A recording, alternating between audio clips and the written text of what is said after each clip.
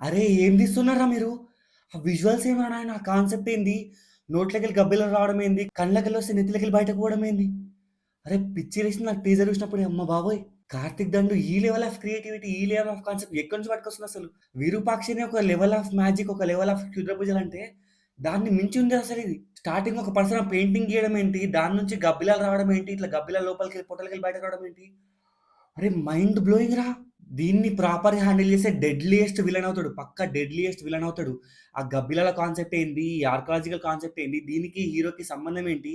మళ్ళా మధ్యలో రాజుల కాలం ఏవో పట్టుకొస్తున్నారు. ఆ ఏనుగులంట అవేవో.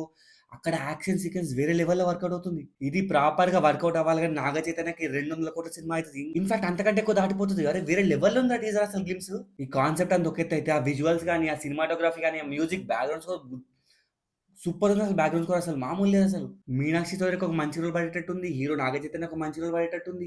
విలన్ అయితే పిచ్చి ర్యాంప్ ఆడిస్తాడనిపిస్తుంది నాకైతే. మొన్నటిదాకా ఈ మూవీ పైన అసలు ఇంత అంటే ఇంత కూడా ఎక్స్‌పెక్టేషన్స్ లేవు.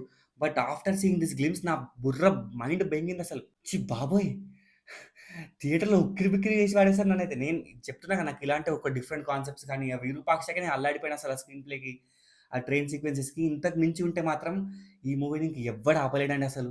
వేరే లెవెల్‌లో పోయి కూర్చుంటదసలు. ఈ మూవీకి గూడా సుకుమార్ తన రైటింగ్‌తో సపోర్ట్ ఇస్తూనే ఉన్నాడు. మన 'కార్తీక్ దండుకి' ఆయన శిష్యుడే కాబట్టి.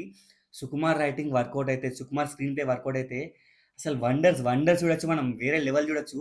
అసలు సినిమాటోగ్రఫీ ఏంటి, నాగ చైతన్య డెడికేషన్ గాని, ఆ బాడీ బిల్డింగ్ గాని, షాట్స్ గాని, ఆ ఫిజిక్, ఆ మజిల్స్, ఆయన లుక్స్ ఎవ్రీథింగ్ అన్ని పర్ఫెక్ట్ అంటే పర్ఫెక్ట్ కుదిరితున్నాయి నాకైతే. నేను చెప్తున్నా గదా! ద మోస్ట్ ఎక్సైటెడ్ మూవీ అయిపోయింది టీజర్ తర్వాత నాకైతే. టీజర్‌లో రివీల్ చేసేసిర్రు హీరో విలన్ని చంపడం. అది క్లైమాక్సా? ఇంటర్వెల్లా? ఏం ఇంట్రొడక్షన్ నాకు అర్థం కావట్లేదు. అంత మెయిన్ సీక్వెన్స్‌ని టీజర్‌లో రిలీజ్ చేసిర్రు వాళ్ళు. అరే!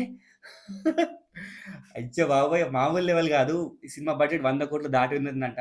'విరూపాక్ష' కలెక్షన్స్ 100,00,00,000 అయితే ఈ మూవీ బడ్జెట్ 100,00,00,000. ఇంకా కలెక్షన్స్ ఏ లెవెల్‌లో వెళ్తాయో, ఏ లెవెల్‌లో ర్యాంప్ ఆడిస్తారో నాకు అర్థమైతలేదు. I am excited. నేను సోల్డ్ ఔట్. ఈ టీజర్‌కే నేను sold out. Starting 10, 15 seconds of teaser వేరే లెవెల్‌లో వెళ్తుంది. అక్కడేమో కాకులు వాడుకుంటే, ఇక్కడ మొత్తం గబ్బిలాల్ని వాడుకుంటుండు. ఆర్కియాలజీ అంట, ఈ కేవ్స్ పైన రీసెర్చ్, దానికి ఈ గబ్బిలాలకి సంబంధం ఏంటి? హీరోకి వీళ్ళకి సంబంధం ఏంటి? నేనింకా అదే హాలుసినేషన్‌లో ఉన్నా. ఇంకొక 2, 3 టైమ్స్ చూస్తే అప్పుడు నేను నార్మల్ అయితా. సో, ఇది గైస్ నాకైతే పిచ్చి పిచ్చిగా నచ్చేసింది. మీకేమనిపిస్తుందో కింద కామెంట్ చేసేయండి.